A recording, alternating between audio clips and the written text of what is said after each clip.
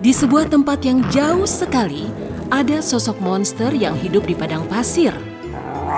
Apalagi, dia hanya diberi makan dari tanaman dan biji yang baru tumbuh. Tidak jauh dari sana, ada sebuah kerajaan. Dia belum menemukannya dan belum pergi dan memakan tanahnya.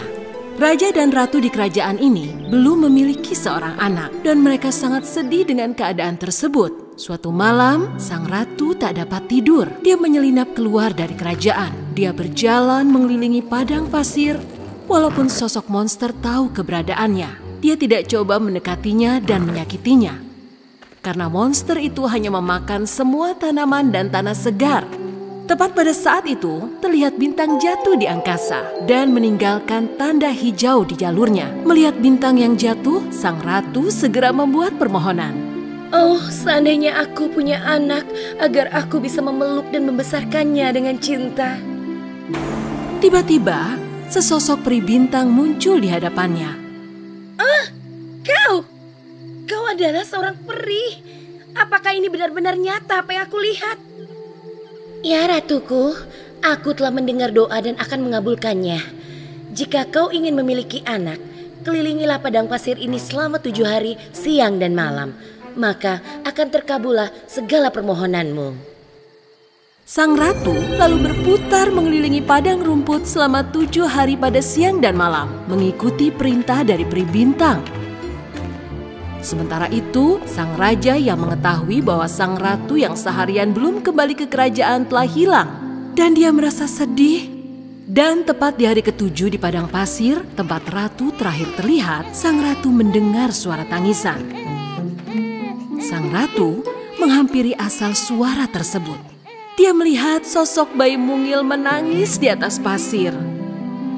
Seraya meraih dan membawanya dan kembali ke kerajaan. Sang raja sangat bahagia sekali ketika dia melihat ratu sehat setelah beberapa hari dan bayi yang lucu. Dia menggendong bayi tersebut menambah semakin lebih kebahagiaannya. Mereka menamai bayi mungil itu Putri Bumi.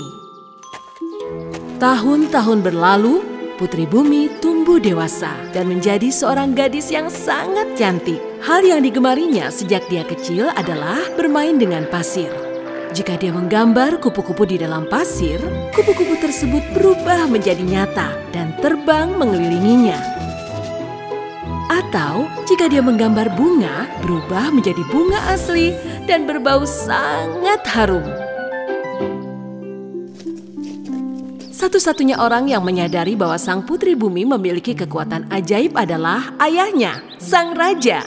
Namun dia tidak mengatakan pada siapapun mengenai kekuatan sang putri, agar tidak ada bahaya menimpanya. Suatu hari, ketika orang-orang menanam tanaman baru, hidung monster gurun itu mencium bau yang tajam. Dia segera menyadarinya, itu adalah bau tanah segar. Saat dia memikirkan pohon muda yang lezat dan biji-bijian yang akan ia makan, dia tidak bisa menahan dan dengan cepat mulai bergerak ke arah bau itu. Sementara orang-orang di kerajaan memperhatikan bahwa tanah mulai bergetar. Ada apa ini? Apa ini gempa bumi? Ini sesuatu yang lain. Menyadari tanah yang bergetar, sang raja dan ratu juga bergegas keluar dari balkon istana dan melihat monster gurun di kejauhan. Di bawah tanah bergerak menuju kerajaan. Oh tidak, aku pikir dia hanyalah mitos. Sesuatu yang buruk telah terjadi. Mitos menjadi kenyataan. Raja segera memerintahkan para prajurit untuk menghentikan monster gurun tersebut. Para prajurit berlindung di gerbang kerajaan. Namun monster gurun itu lebih besar dan menyeramkan. Banyak tentara mengira mereka tidak akan bisa mengalahkannya. Saat monster gurun mendekati kerajaan, dia menangkap para prajurit satu persatu dan melempar mereka ke gurun. Tidak! Tolong! Tolong! Tidak! Tentaraku! Tanah kita! Melihat kejadian ini, orang-orang berhenti mengolah tanah dan mulai berlari untuk menyelamatkan diri. sang monster meneruskan makan setiap pohon muda, setiap tanaman hijau segar. Saat orang-orang tidak tahu harus berbuat apa dari kesedihan dan ketakutan, raja keluar dari istananya. Dengan sekuat tenaga, Putri Bumi mengikutinya. Putriku, putriku yang cantik, tetaplah di istana bersama ibumu. Aku tidak ingin dia menyakitimu. Tidak, Ayah. Kau tahu aku bisa mengalahkannya. Aku bisa menyelamatkan kerajaan dan tanah kita, Ayah. Sang raja tidak menginginkan anak perempuan semata wayangnya, sang Putri Bumi, untuk bertatap muka dengan monster gurun. Raja meninggalkannya, mengambil pedangnya, dan bergegas menuju monster yang sedang menyantap tanah yang subur. Raja mencoba menghentikannya, namun gagal. Sama seperti gurun, monster yang hendak menangkap raja dan melemparnya ke padang gurun. Putri Bumi tidak tahan lagi dan menggambar perisai di atas pasir. Perisai tersebut secara ajaib menjadi nyata. Putri Bumi melindungi dirinya dengan perisai tersebut dan berlari ke arah monster gurun. Walau monster gurun itu melempar pasir ke arah Putri, dia tidak bisa menghentikannya. Putri Bumi segera membungkuk dan menggambar sebuah ember besar di dalam pasir. Ember itu menjadi nyata. Dengan kekuatan ajaibnya, sang putri mengangkat ember itu dan melemparkannya ke arah monster gurun.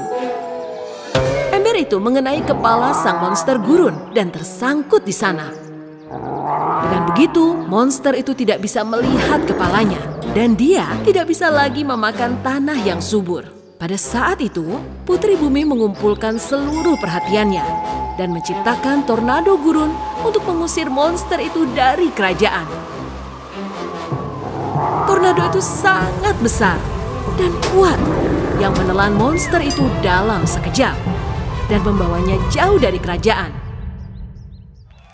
Orang-orang yang sedang menyaksikan keduanya merasa keheranan dan merasa bahagia yang luar biasa. Putri Bumi kelelahan karena sihir yang dia gunakan. Ayahnya sang raja segera berlari ke arah Putri Bumi dan memeluknya. Kau telah menyelamatkan hidup kita, tanah kita, kerajaan kita.